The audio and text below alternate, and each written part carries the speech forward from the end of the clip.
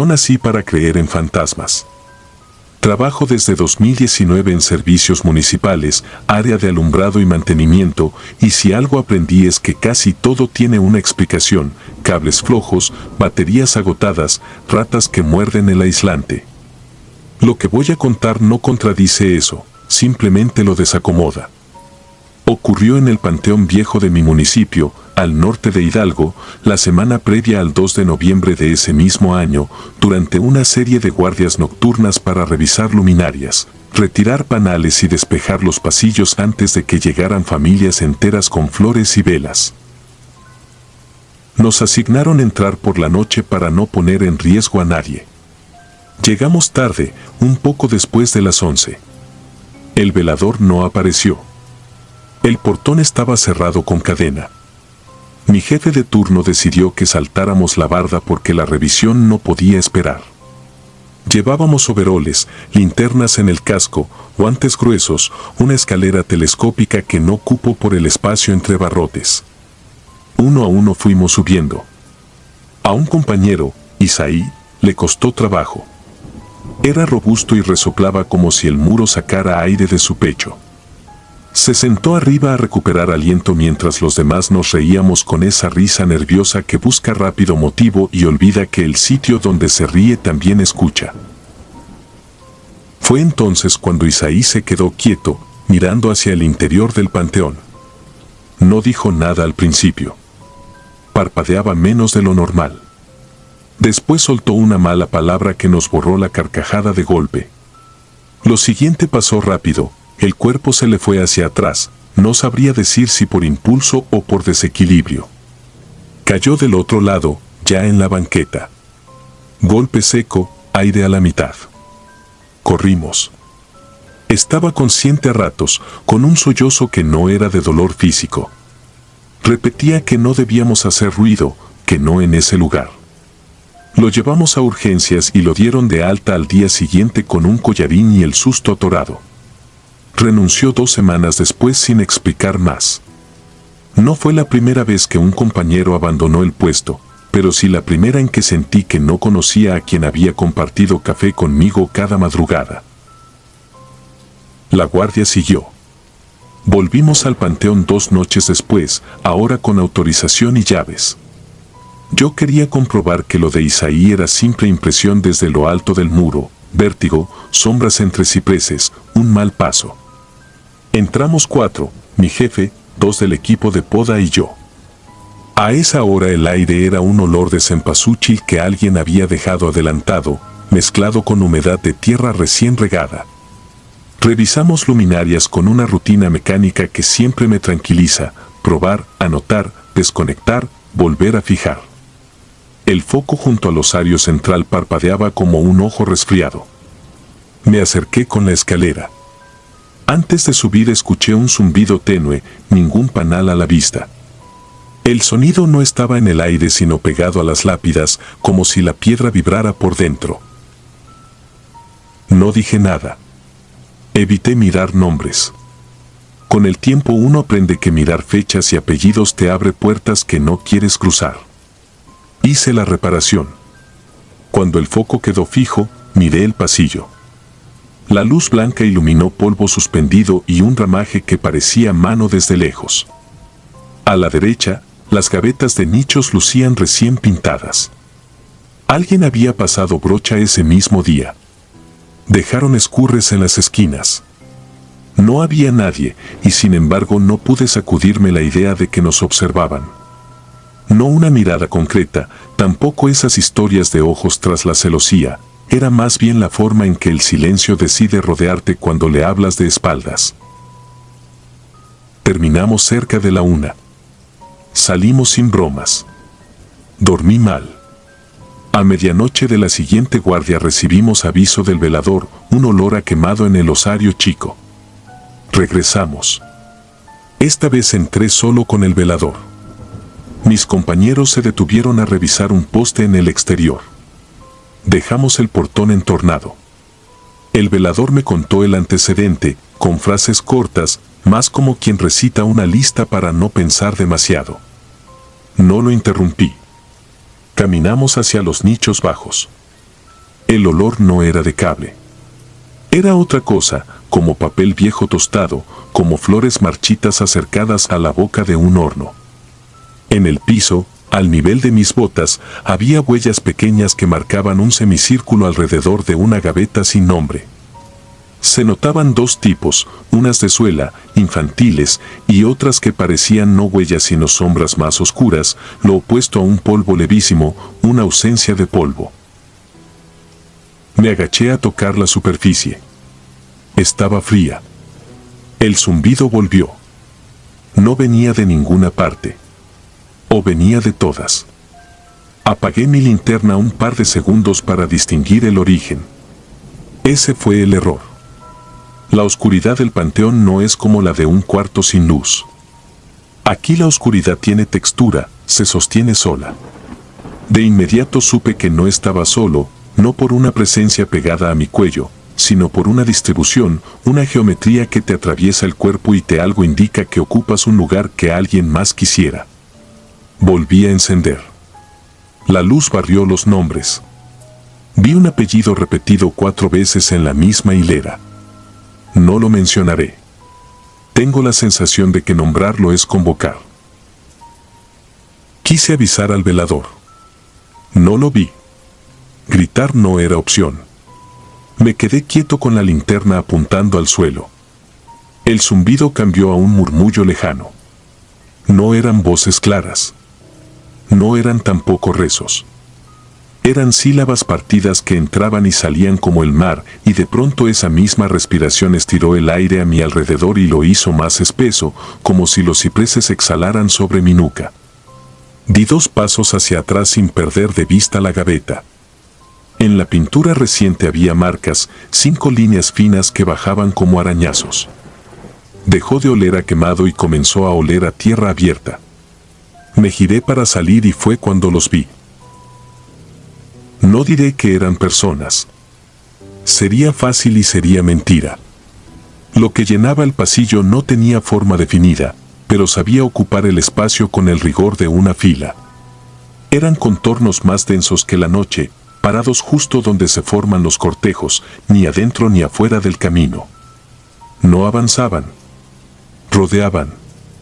Al principio pensé que eran sombras proyectadas por mi propia luz, un reflejo en las placas de mármol. Apagué la lámpara para comprobarlo. Permanecieron. Sentí la tentación de hacer lo que hicimos aquella vez con Isaí, reír, romper con ruido un miedo torpe. No lo hice. Supe que no debía. Recordé lo que repetía Isaí cuando cayó, que no hiciéramos alboroto, que ese lugar no era para esas risas. Di un paso al frente y el murmullo bajó. No desapareció, se acomodó.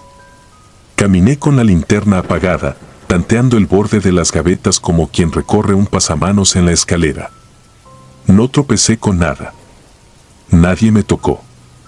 Y sin embargo, puedo jurar que pasé entre ellos una serie de vacíos con forma de intención, colocados para rodear a quien se atreve a cruzar. Salí al patio central. El velador encendía un cigarro a unos metros del portón. No le conté lo que vi. No hacía falta. Tenía en la cara la edad de quien ha aprendido a no preguntar. Esa noche revisé de nuevo el foco del osario. Quedó bien fijado. Al volver a casa, la ropa me olía a flor y a piso de iglesia. Dormí con una sensación extraña, algo así como cuando te observan por una ventana cerrada. En los días siguientes regresé en turno de día y de noche. No volvió a pasar nada. Pero cada vez que el viento recorre los pasillos del panteón y agita los listones de las coronas, la fila se sugiere en el rabillo del ojo, sin exigencias, sin prisa, con la autoridad silenciosa de quienes habitan el sitio. Ya no me río en esos lugares. No por respeto abstracto, sino por simple prudencia, la misma que se tiene con los vivos cuando entramos en su casa sin permiso. Si alguien me pregunta qué vio Isaí aquella noche desde la barda, contesto lo único que me parece justo: no vio a nadie en particular. Vio a los que rodean. Y a veces, eso basta para hacer que un hombre se caiga hacia afuera del mundo y ya no regrese al mismo lugar.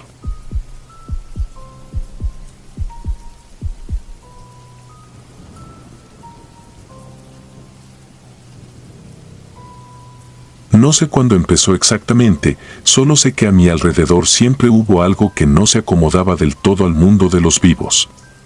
Tenía 28 años cuando me asignaron a digitalizar los archivos de inhumaciones del Panteón Municipal en Mineral de Pozos, Guanajuato.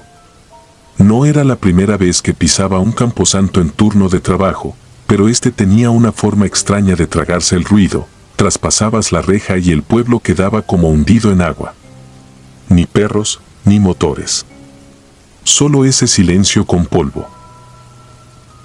Mi madre y mi abuela dirían que aquello era protección, que hay lugares que callan para escuchar mejor. Yo prefería pensar en hojas sueltas y números de folio.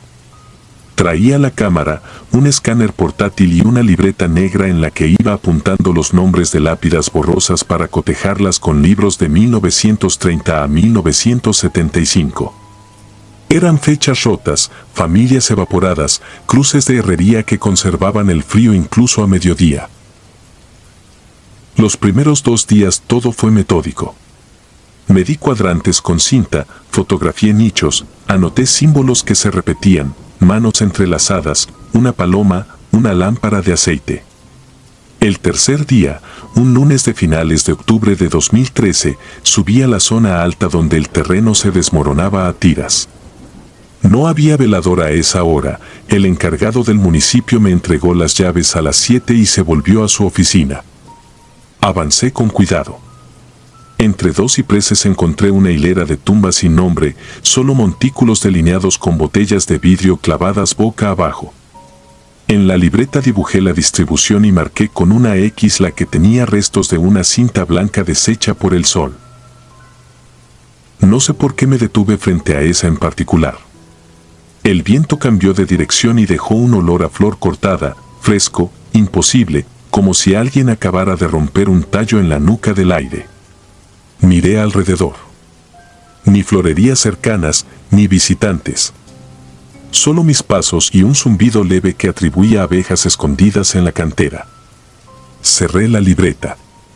En la pared del osario, detrás de mí, alguien había pintado con cal un círculo incompleto. El borde inferior parecía borrado por manos. Seguí trabajando. Fotografié urnas y cada tanto, sin querer, regresaba la vista a la tumba de la cinta blanca. A media mañana, el sol se nubló de golpe.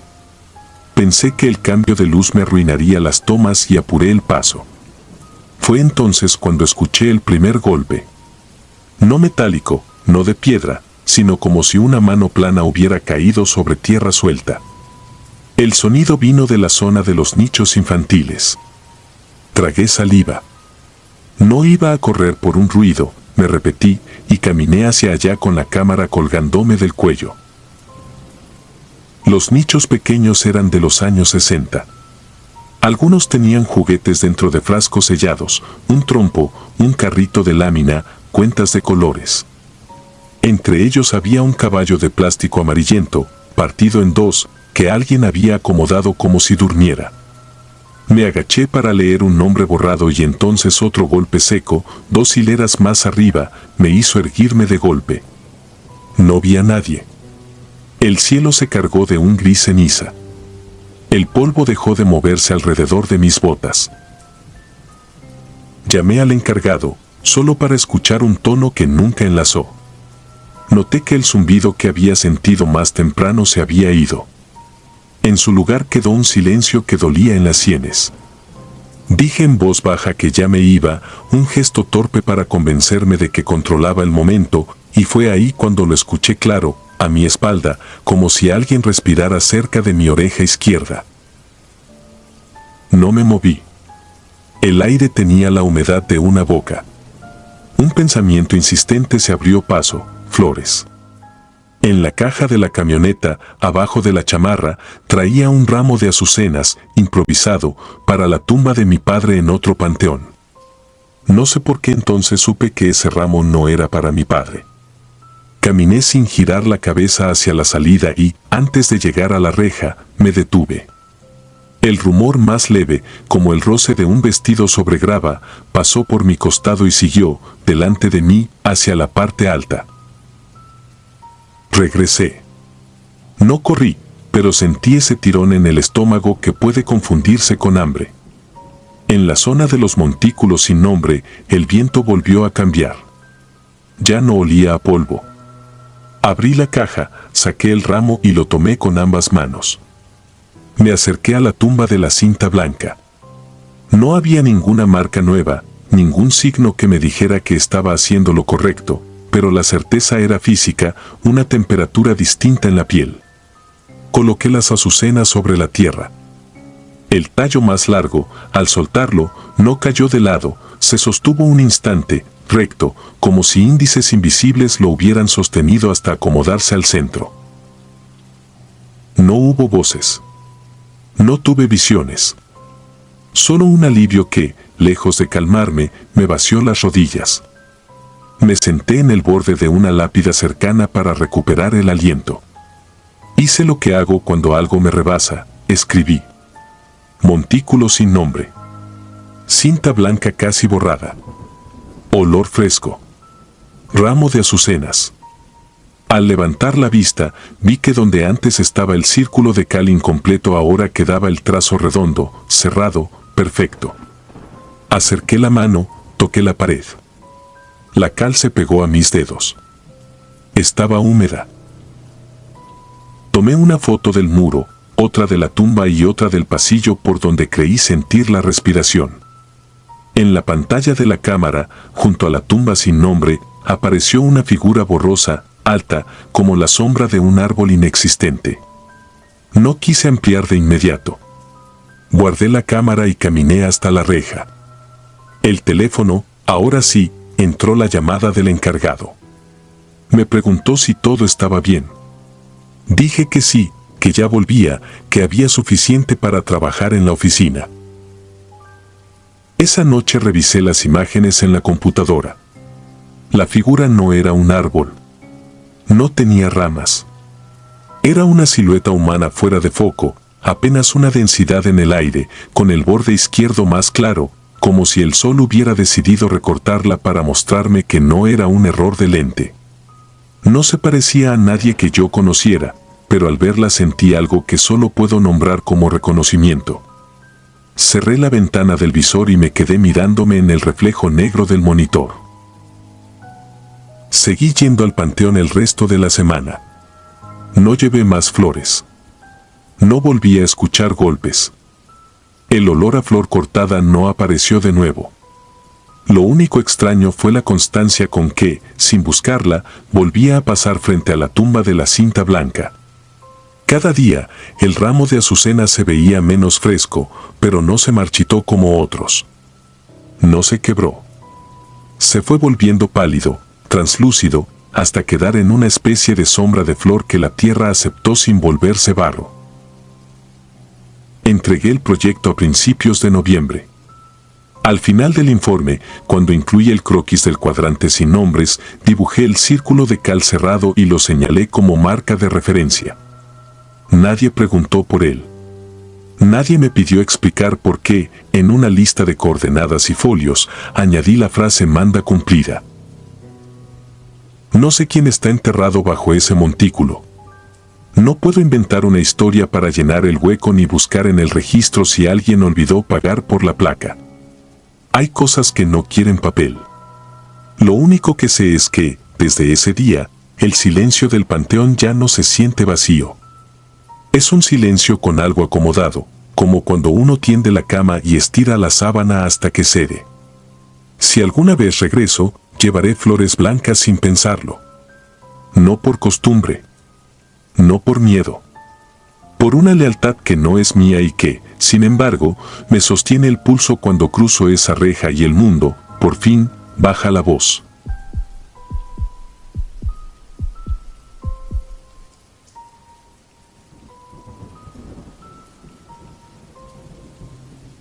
Nunca me consideré una persona supersticiosa, pero después de lo que viví hace algunos años, aprendí que hay lugares donde el silencio guarda algo más que paz. Lugares donde el aire pesa distinto, donde las sombras parecen respirar. En 2009 trabajaba como ayudante en un pequeño panteón municipal ubicado en las afueras de Tepic, Nayarit. Era un cementerio viejo, con secciones que databan de principios del siglo pasado y otras más recientes donde las lápidas aún tenían flores frescas. Mi trabajo era sencillo: limpiar las tumbas, retirar maleza y asegurarme de que las veladoras no causaran incendios. Todo normal hasta que llegó el mes de octubre. Durante esos días, el ambiente en el panteón cambiaba. No solo por las visitas o las preparaciones para el Día de Muertos, sino por algo que no sabría cómo explicar, como si el lugar se llenara de una energía espesa. El olor a tierra húmeda se mezclaba con una sensación de estar siendo observado. Una tarde, el velador principal, don Ignacio, me pidió quedarme a ayudarle con una guardia nocturna. Había escuchado que unos ladrones estaban profanando tumbas para robar objetos de valor. Acepté, aunque debo admitir que la idea de quedarme de noche no me agradaba del todo. Esa noche, el cielo estaba cubierto y el viento soplaba tan fuerte que las coronas de flores se movían como si trataran de despegar del suelo. Traíamos una linterna vieja y una lámpara de petróleo. Caminábamos entre las tumbas cuando don Ignacio me pidió revisar el lado norte del cementerio, donde había unas criptas abandonadas. El silencio ahí era distinto. Ni grillos, ni perros a lo lejos. Solo el crujir de la grava bajo mis botas. Pasé frente a una fila de tumbas antiguas, de mármol desgastado, hasta llegar a una zona cercada con una reja oxidada. La puerta estaba entreabierta, y al empujarla, un chillido metálico rompió la quietud. Dentro había 3 bóvedas de piedra, cubiertas de musgo. En el suelo encontré restos de velas negras y un trozo de tela con símbolos dibujados en tiza. Me incliné para mirar más de cerca y noté marcas de pisadas recientes. No eran huellas normales, parecían de pies descalzos, pero las plantas estaban alargadas, como deformes. Sentí un escalofrío recorrerme la espalda. De pronto, escuché un murmullo detrás de una de las bóvedas. Era una voz baja, casi como si alguien rezara, pero con un tono ronco, apagado, imposible de entender. Pensé que tal vez algún indigente se había metido a dormir ahí, así que levanté la lámpara y me acerqué. En ese instante, el murmullo cesó. Silencio absoluto. Di un paso más y la llama de la lámpara tembló, proyectando sombras largas en la pared. Fue entonces cuando vi algo moverse detrás de la bóveda, una figura negra, encorvada, que parecía apoyarse en las manos para avanzar. Alcancé a iluminar apenas una fracción de su rostro, o lo que parecía un rostro, pálido, sin ojos visibles, con la piel estirada y los labios retraídos. Retrocedí tan rápido que tropecé con una losa. La lámpara cayó y se apagó. En la oscuridad, solo escuché como algo caminaba despacio sobre la grava, acercándose.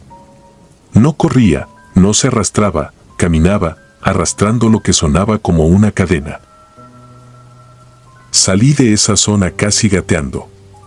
Cuando llegué a donde estaba don Ignacio, él me vio tan pálido que dejó caer el cigarro que fumaba. Le conté lo que vi, pero en lugar de sorprenderse, me dijo con voz baja: «¿Te siguió, verdad?». Antes de que pudiera responder, escuchamos un golpe seco, como si algo hubiera caído del lado norte. Ambos fuimos con la linterna de repuesto. En el suelo, justo frente a las bóvedas, había una cruz de madera recién arrancada, con tierra fresca todavía pegada. Pero lo peor no fue eso. Sobre la cruz había marcas, como garras. 4 líneas profundas, simétricas, que habían astillado la madera. Don Ignacio murmuró una oración y sacó de su bolsillo un frasco pequeño con agua bendita. La roció alrededor mientras me decía que no mirara atrás.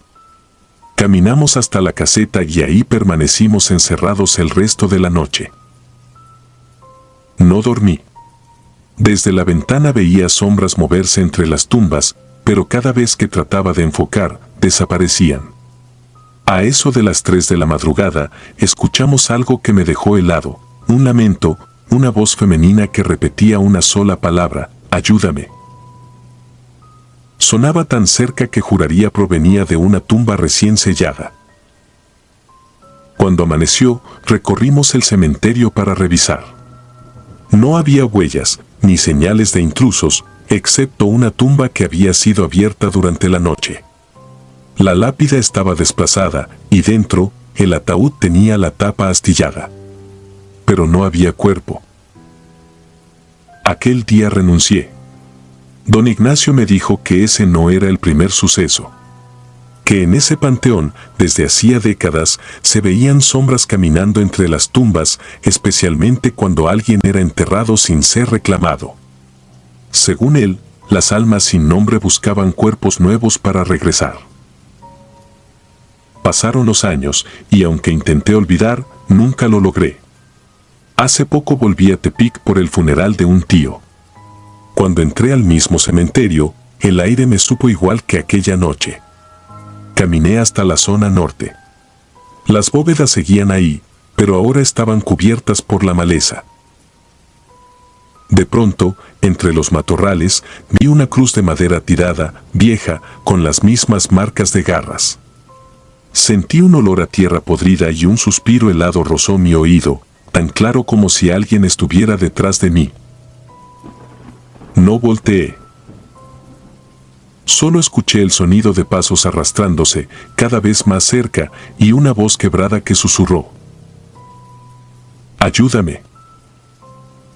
Desde entonces, no puedo dormir sin dejar la luz encendida. Porque sé que, allá afuera, entre las tumbas y el silencio, algo sigue caminando. Antes de continuar, si disfrutas de mi contenido, deja tu like y suscríbete, ayudarías mucho. Y dime a qué hora te atreves a escuchar estas siniestras historias. Ahora, sin más interrupciones, continuemos.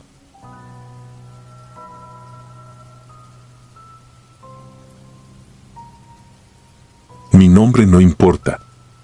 Lo que importa es que conozco bien los panteones de mi ciudad, tanto de día como de noche. Crecí en la colonia Juárez, en Mazatlán, y desde niño me acostumbré a pasar frente al panteón municipal que queda a 2 cuadras de la avenida. Es un sitio viejo, con paredes de cal que se humedecen en temporada de lluvia y mausoleos que se hunden un poco cada año. De día es un mapa de nombres borrosos. De noche, un lugar que respira por su cuenta. En 2021, cuando los canales pequeños en Internet buscaban temas locales para crecer, acepté trabajar como el que cargaba el audio en un proyecto de rutas de historia. No era un canal grande, apenas superábamos las 1000 vistas en los videos de leyendas urbanas. Éramos 4, el conductor, el camarógrafo, una fotógrafa y yo, con una grabadora Tascam, 2 micrófonos y pilas suficientes para varias horas. Conseguimos un permiso nocturno para entrar a filmar en el panteón de la colonia Urías. El plan era sencillo: abrir con una introducción frente a la reja, caminar por los pasillos, contar datos del siglo pasado y cerrar en la sala de velación que queda a un costado, un salón de lámina donde los veladores suelen prender café y hablar bajito. Entramos a las 17 de la noche. El velador nos dijo que él se quedaría en su caseta, que si escuchábamos motos no nos asustáramos, que a veces se metían a dar la vuelta y se iban, que mejor no nos acercáramos a nadie. Lo dijo como quien repite una instrucción tantas veces que ya no piensa en ella. Lo anoté mentalmente y comencé a probar niveles. En la reja hicimos la presentación.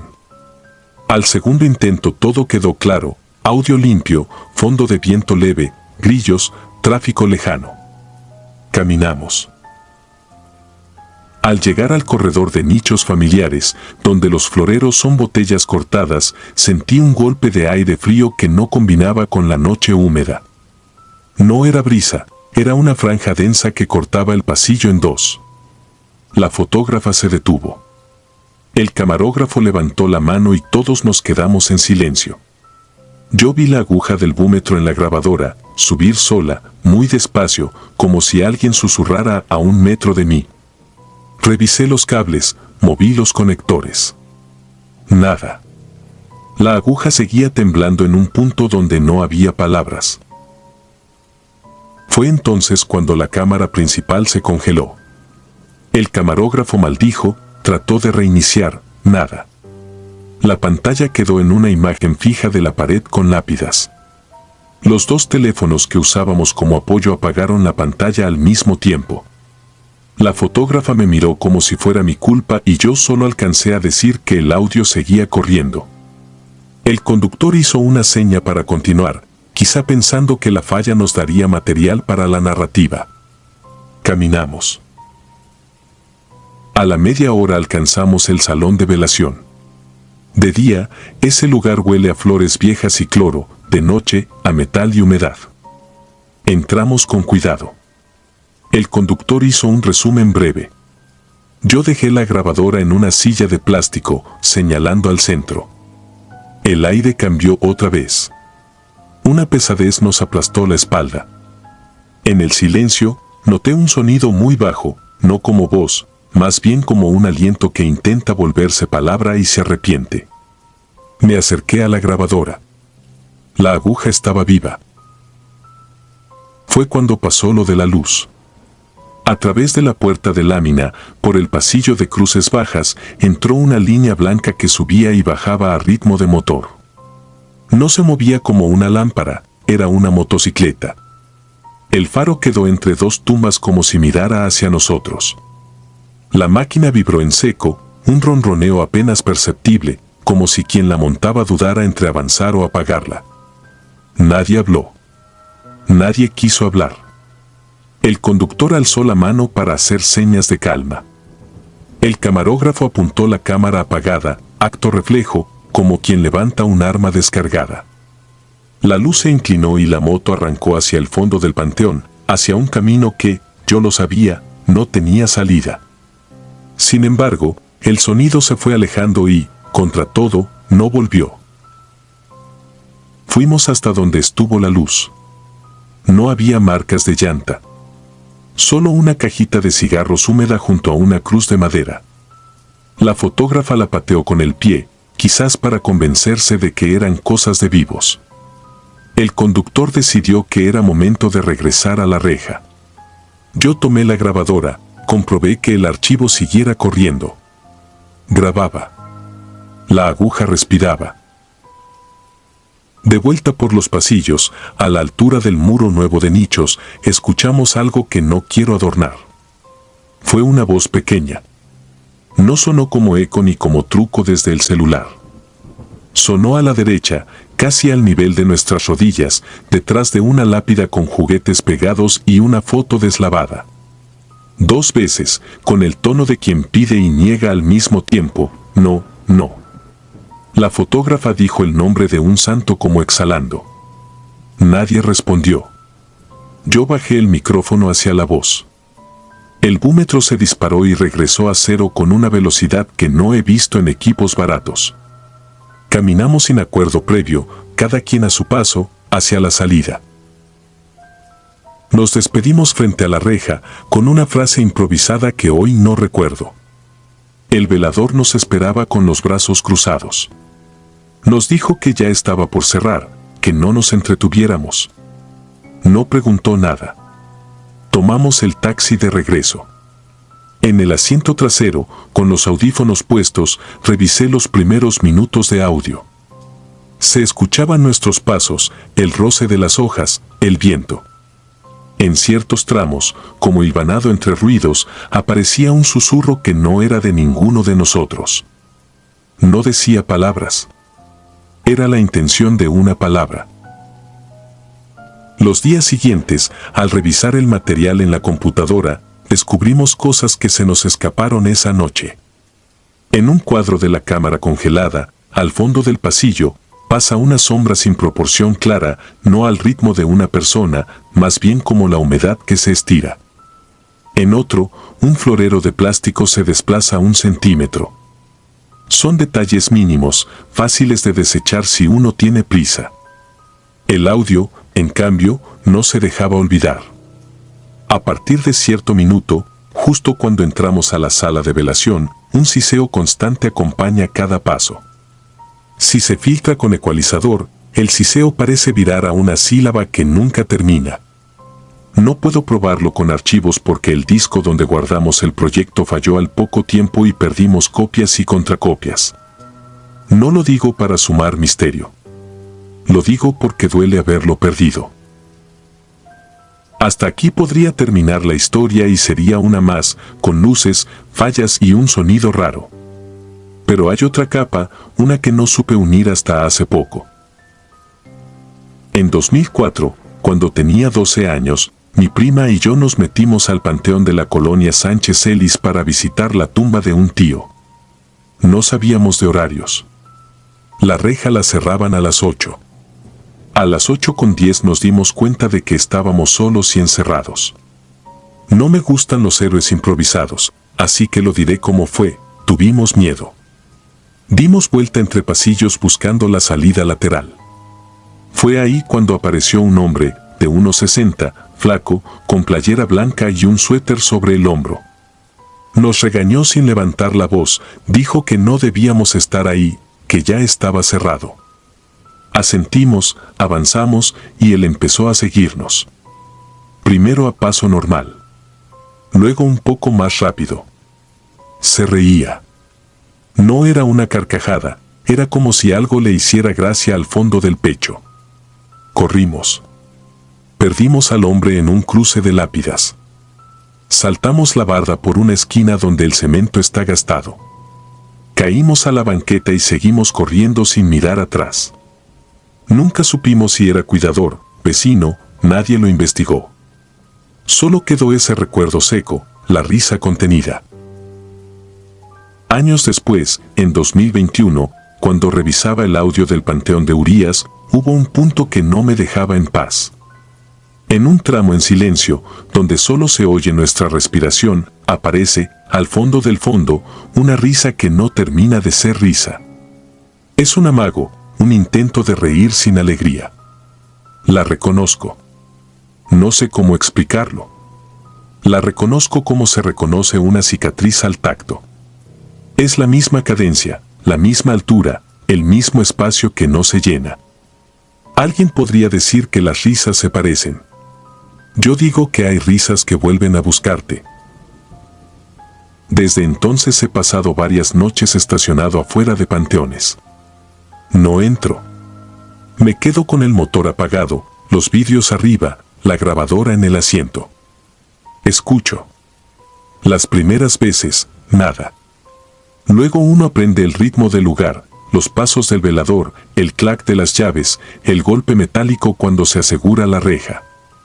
También aprende otra música, un zumbido que no viene de cables ni de postes, un tic que no proviene de insectos, un aliento que ocupa el espacio de quien alguna vez habló y ya no tiene garganta. Escribo esto desde el auto, afuera del panteón de la colonia Flores Magón. Son las 2:13 de la mañana. La grabadora marca que el archivo lleva 44 minutos. En la banqueta no hay nadie. A ratos pasa una patrulla y disminuye la velocidad. Hace un minuto, a mi derecha, dentro del panteón, vi una luz. No es faro de coche. No es lámpara de mano. Es un punto blanco que sube y baja como si respirara. No se acerca. No se va. La aguja del búmetro se movió sin mi voz. Abro la puerta del coche y el aire huele a campanas viejas. No voy a entrar. Lo escribo para recordármelo. No voy a entrar. Aún así, del lado del copiloto, muy bajito, casi con pena, una vocecita acaba de decir 2 veces lo que nadie quiere oír cuando está a unos pasos de la reja. No, no.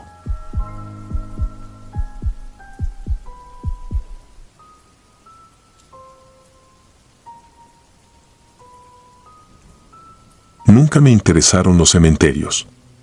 Soy técnico en mantenimiento y, si acepté aquel contrato en 2021, fue por necesidad. El ayuntamiento de un pueblo serrano de Hidalgo, Cerro Gordo, necesitaba a alguien que revisara el sistema eléctrico del panteón municipal y asegurara unas tapas de registro vencidas por las lluvias. Me prometieron que sería trabajo de un día, quizá 2. No contaron con el viento. El panteón estaba en la ladera, cercado con malla ciclónica y una entrada de herrería pintada de verde que se descarapelaba en tiras. Al mediodía, un sol frío caía sobre cruces de cemento y floreros de plástico opaco. Olía a tierra mojada, a rastro de agua estancada. El velador, un hombre callado llamado Hilario, me entregó un manojo de llaves y un cuaderno con registros.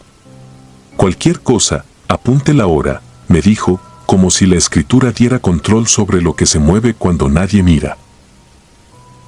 Trabajé la tarde entera cambiando balastros de lámparas de sodio, ajustando un viejo timer que encendía la fila de faroles del pasillo central.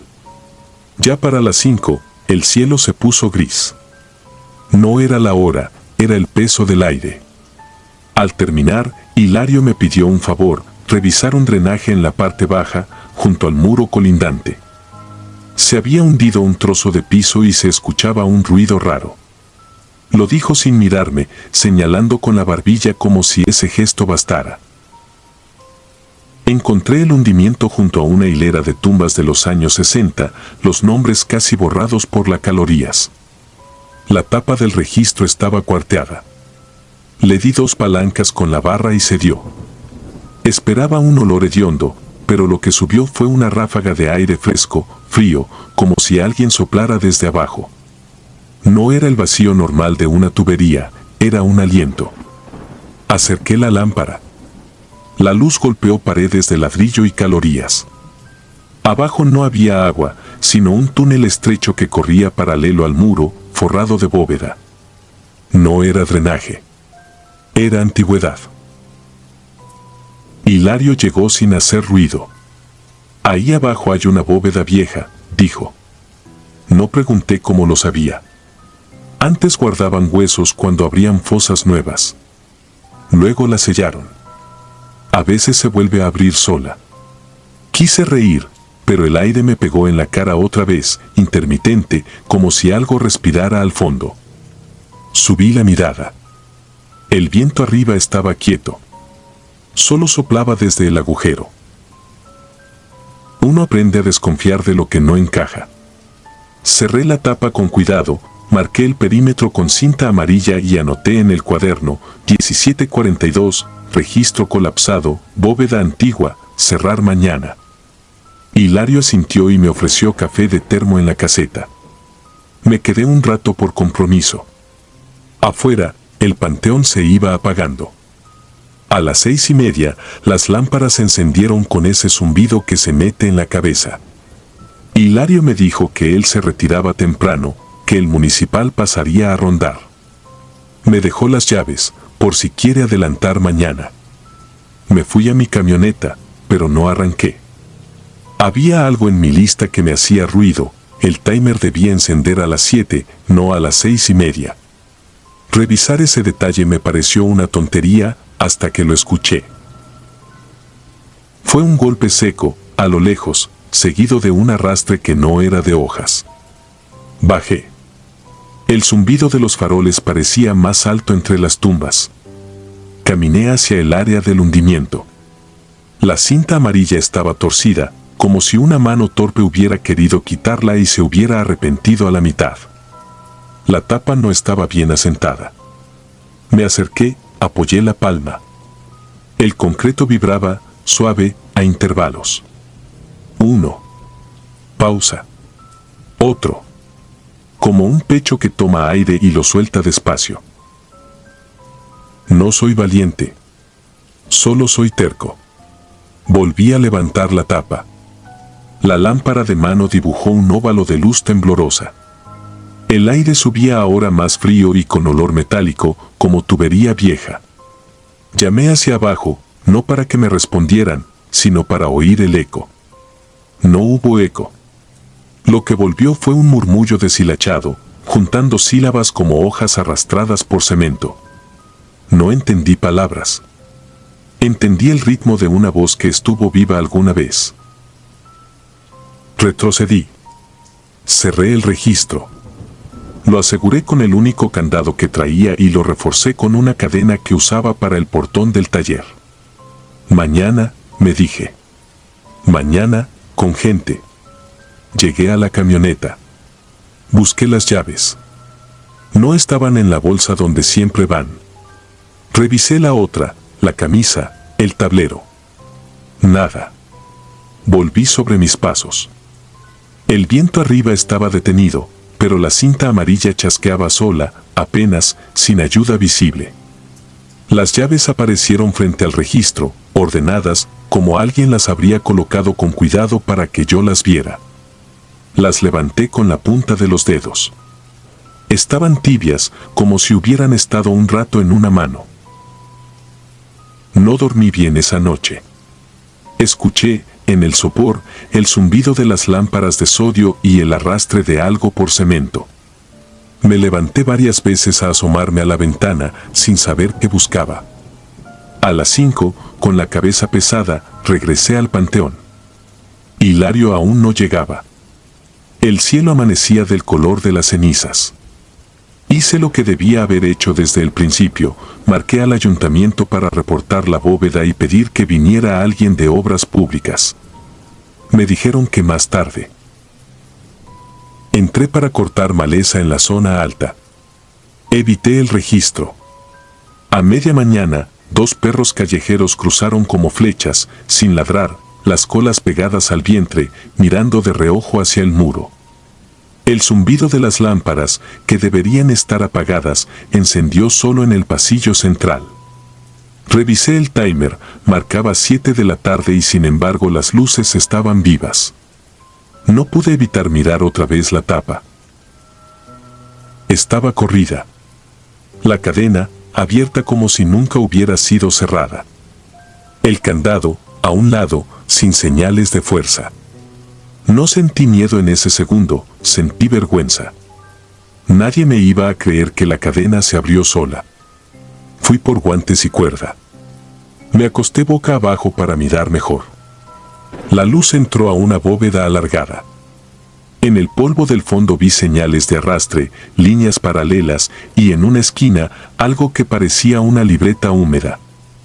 Metí la cuerda como si eso sirviera de algo y me dejé caer hasta la cintura. El aire me pegó en la cara con una humedad vieja. Llegué a tocar la libreta con la punta de los dedos. La arrimé. Era un cuaderno similar al de Hilario, pero añoso, con tapas de cartón blando. Lo abrí con torpeza. Había nombres escritos con tinta corrida y fechas. Era un registro, traslado de restos a bóveda común. Fechas en los 80, 90. Algunos nombres estaban subrayados en rojo. Había una página nueva, casi seca, donde una mano añadió un renglón solitario, mi nombre, con mi segundo apellido mal escrito, y la fecha del día. No sentí un golpe. Sentí un peso en la espalda, leve al principio, luego firme, como cuando un niño se recarga sin permiso. Me congelé. La lámpara enfocó la pared frente a mí y vi marcas de uñas sobre la cal, 4 líneas finas repetidas en tramos, no desesperadas, sino metódicas. El aire salió de la bóveda en una exhalación larga, y en esa corriente se mezcló por fin una palabra clara, vieja y sin saliva: regresa. No salté, me deslicé hacia atrás y casi me rompo los dientes con el borde de concreto. Cerré la tapa, no con orden sino con furia. Apreté la cadena con tal fuerza que me corté la palma en una rebaba. Dejé sangre en el candado. Oí pasos. Los pasos de Hilario no sonaban así. Esto era un arrastre, un tanteo de plantas descalzas buscando el pasillo. Me volví sin pensar. No vi personas. Vi movimiento en las flores de plástico, una leve inclinación en ramos que no debería mover el aire quieto y un farol que, sin corriente aparente, parpadeó 3 veces como si me contestara.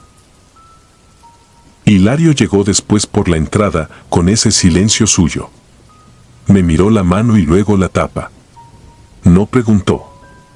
No todos están puestos donde los dejaron, dijo por decir algo. Le di el cuaderno. Lo hojeó. Cuando llegó a mi nombre, cerró de golpe. Guardó el cuaderno en su chamarra y lo apretó contra el pecho. No regrese mañana. me fui ese mismo día.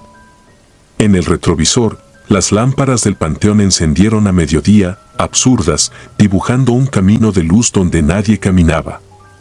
No volví a Cerro Gordo. Cambié de trabajo. A veces, en las madrugadas en que el sueño es una puerta entreabierta, siento en la espalda ese peso leve, casi un recordatorio, y escucho en la ventana un soplido frío que no viene de afuera. Me he descubierto dejando las llaves ordenadas, siempre, sobre la mesa, como si alguien más necesitara encontrarlas. No sé si lo que abrí fue una bóveda, un hábito o una lista. Lo único que sé es que los nombres que se escriben solos no se borran con agua bendita ni con electricidad nueva. Y que hay lugares donde la tierra respira con la paciencia de los que esperan. Yo solo puse mi oreja en su pecho. Y él, desde abajo, me reconoció. Si disfrutas de los relatos, te invitamos a apoyarnos con un like y un comentario, ya que eso nos ayuda muchísimo. Además, si aún no estás suscrito o suscrita, te animamos a formar parte de la comunidad del terror. Muchas gracias por escucharnos y por tu apoyo.